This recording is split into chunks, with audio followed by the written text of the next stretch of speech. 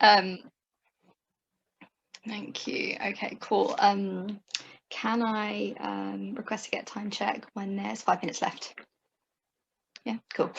Okay, so I just want to say that 3.5 years ago, I would not have understood most of what Johnny said in terms of his introduction. There's a whole lot of stuff that I have learned since joining co-ops and becoming part of them, and I'll talk you through a bit of what that journey has been like for me. Just to say, it has been a steep learning curve, and yeah, I'm grateful to have met you in person, Johnny, and been to some of Stir to Action's things, and like met the people and understood the national context a little bit more. But when I started, I was just thinking about like my shit student house and how I could make it a bit better, and what an alternative to that might look like. So bit of an introduction. My name's Sim, she, her pronouns, and I live down in Brighton. I lived here since 2014 when I started an undergraduate at Sussex. So I'm going to talk a little bit first about how I started thinking about co-ops and how that sort of like someone said earlier, it was a bit accidental how I got into it, how that happened. I'll talk a bit about the context of student housing. I don't know how many people have been students in the UK. Can I actually get a show of hands? How many people have? Okay, cool. So I'll give a bit of context for that. And I'll talk a bit about how SEASALT set up, what the kind of process was, where we are now, and personally how that journey has been for me and what I've sort of been up to since finishing at SEASALT. So, okay, I live in Brighton. Brighton's in the southeast. It's a wonderful city, but it has got extortionate house prices. I'm thinking for house, like buying a house, it's general rule of thumb, 100,000 per bedroom. So 4-bedroom house, £400,000 in this area that I live in anyway. It's really expensive, and so renting can be £500-600 a month just to live in a shared house. Now that is common for most students. I'd say most students either kind of continue living with family and their parents, or they go into halls of accommodation at university, and you can do that for the first year. Or if you're a master's student, then you might be able to stay a bit longer. Or if you are disabled or have a family, that sort of thing. There are specific situations where you can live in university accommodation. But for everyone else, and for the rest of the time, sorry, I've got a dog who I'm just keeping an eye on. For the rest of the time, you're probably going to live in a rented house in Brighton. Brighton's also quite small, and there's not a whole lot of houses, so there's a lot of competition. There's a lot of feeling like landlords sort of control the kind of house that you go into. As a student, you're sort of meant to be grateful that you have a house at all.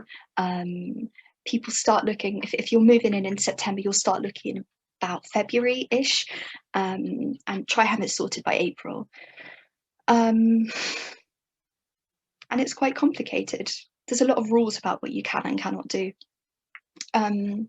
So personally for me, I've moved around a lot throughout my life, generally living in rented houses. I also spent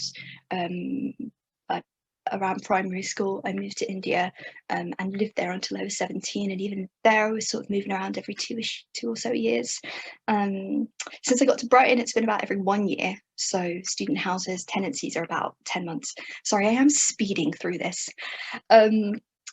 But yeah, my experiences have sort of been that they've been quite poor quality houses. Estate agents take a really long time to get back to you, especially because I was renting for the first time in the UK as an adult, sort of being responsible for my own housing situation. I didn't really know what the right things to say or to ask for were, and what was okay with that, like power imbalance. That definitely felt like a thing. Like I had to be grateful. I couldn't really ask for very much, even if it was a slightly better mattress that didn't give me a backache for like 6 months. yeah, and that was hard. And I didn't really think about there being an alternative. But how I got into co-ops was I was in my first or second year of university and wanted a bicycle. And there was a bicycle co-op on campus. And they were like, would you like a bicycle? Rent it for a term, just see how you like it. We'll do some bicycle confidence workshops with you. So I was like, yes, please. That sounds quite nice. And they were like, okay, here's a bicycle. Now start coming to our meetings because you're a member of our co-op. I didn't quite know what that meant. But there were some really friendly people who were offering me dinner and to hang out and talk about the management of this bicycle co-op and how like more people could get these. And that was pretty fascinating to me. So I went along and I became part of this. Through that, I became part of Students for Cooperation and met like a national network of student cooperators. And I think a lot of the principles behind cooperation are ones that I really care about. So one thing I'm going to say from the outset about starting a co-op, particularly a student housing co-op, a student co-op, is that it's a group effort. It needs to be lots of people who care and are involved in it and might dip in and out, but it can't be one person holding this thing. And I think that's part of why SEASALT has worked. So there were people who wanted to set up student housing co-ops from the Students' Union, and they had talked about it, but they weren't really able, well, they didn't really, they wanted it to be student-led. But they set up this sort of initial meeting, and I went along a bit because I was procrastinating from my dissertation, but also because I was interested. I went along to that and I was like, oh, student housing co-op. That makes sense. I want to try and do that. And I'd heard a little bit about Edinburgh Student Housing Co-op, but I think I wanted to really do it. And there were a couple of us who went along to that meeting who wanted to keep going. So that was really lovely. We sort of had a group who started meeting every week or 2 weeks on campus, came up with a name, talked about co-ops and what it could mean for us, what kind of house we envisioned, did a lot of visioning early days, training, meeting visiting other co-ops, student housing co-ops was a big one. And I was really inspired by a lot of that. I know that there are a lot more student housing co-ops in other countries, like the States, as someone mentioned earlier. They're so much more common. Thousands of students live there. And as I started learning more about it, also in Switzerland, there's loads. Yeah, I started hearing more about that, and yeah, it felt like it was a thing that I actually wanted to put time into. So we partnered with our local community land trust, and a community land trust is a bit like an organisation that holds land in perpetuity, which sort of means forever, in community ownership, which means that it can never be sold off for private gain. And they were also new, they didn't own any property in Brighton, but they sort of wanted to. And so that partnership became really vital for us to sort of be locally placed within other organisations, know what we were doing. And we sort of talked about from early on that the Community Land Trust, the CLT, would buy a property and own it and give it to SEASALT on a long lease. So over 7 years at a time. The break clause with lots of different like policies in case things fell through.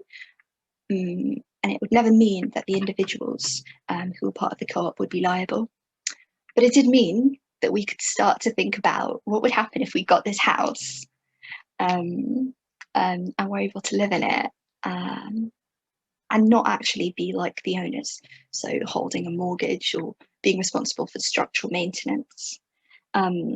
Just to say, as far as I know, student housing co-ops in this country they don't own the property themselves. They like have partnerships with other organisations. And partially that is because there is such a high turnover of students. And so a lot of SEASALT's time and energy has gone into expanding the group every single year, because every September there are new students who come, and every May, June there are students who leave. And that is just the nature of student cooperatives, student societies, student groups. But I suppose Brighton and Hove Community Land Trust and also the national body Student Co-op Homes means that we sort of have that continuity to an extent. Another part of our continuity is the policies that we have. So we have quite strict policies on what you're allowed to do as a tenant, what your what your responsibilities are in terms of like being a good neighbour, like what drugs and alcohol you're allowed to consume, what pets you're allowed to have, rent arrears, and they're all us thinking about what do we currently have in student houses and rented houses, and what would we like to have that still feels sustainable long term. And so I've been part of that process, and every 2 years those policies get renewed, which is sort of the core bit of our 5 minutes here, which is the core bit of how we can keep going and leave and know that actually we're going to be all right, that students who come and take over are going to be okay. We also have had a project administrator for a lot of this time, and we've received grant funding from Homes England, which is like government body. We've had funding from the REACH grant and from the Students' Union, who said, we can't give you any property, but here's 10 grand, not ring fenced, use it how you like. We'd like to support this, but we can't. I don't know. I'm glad that they gave us that. It's great. And so, yeah, from the beginning, we're sort of thinking about the kind of property that we'd want. And a care home initially was one that we really wanted to. It was about 20 bedrooms. It looked amazing. But a luxury housing developer swooped in and took it off the market and paid more than market price for it. And we just couldn't compete with that. So we sort of went back and forth. We had a B&B in mind for a while, went through planning permission for that with the council. Ultimately, that just took too long, and that was off the market too. But I'm happy to say, as of this year, as of about a month ago, BOTLT have bought a property, and it is an old student house, so it's 8 bedrooms, and it does mean that we're not sort of taking homes away from families, which is a big conversation in the local area, particularly in this sort of neighbourhood that's quite close to the university. So it will just be like former student housing, but for students, and we can renovate it in a way that will actually be better. And I think a big part of this is that all of the students know exactly what the financial model is, and so where our rent is going. And a really good thing that we have with the CLT, for example, is that we have like a voids, part of the budget is just in case there are voids in the house. Everyone pays a little bit extra rent every month so that there is a bit of a space for that. But if there are no voids, which is SEASALT's responsibility, then we'll get that money back at the end of the year, and we can spend that how we want to. And so I think a big part of this is just being able to have that autonomy, like financially and materially, over our home. Being able to have a pet, for example, who's just come back onto my bed, which is lovely. So as of a month ago, this lease was signed, and this September, so the lease was signed. There were two things. There was the CLT buying the property, and then like a couple of days later, SEASALT signing this lease with BACLT. And that means that in September, we're going to have move-ins. And I think we've already like filled up all of those rooms. And think I'm not in those groups anymore because I graduated at the beginning of 2020. Great time to graduate. But I stayed involved for like 6 or 9 months after that. And now I'm not involved in the tenant discussions anymore. And I don't want to be, because I want it to be the people who get to live in the house who make decisions about it. And I trust that group of people. Yeah, and sort of because of SEASALT, I've then got involved in more housing co-ops and also more co-ops. I live in a co-op now. It's a radical roots co-op, so it's meant for people who are working towards social activism in some way. And I love it. I love it. I'm going to stop there. Loads of stuff that I could talk about, but fire any questions away from me.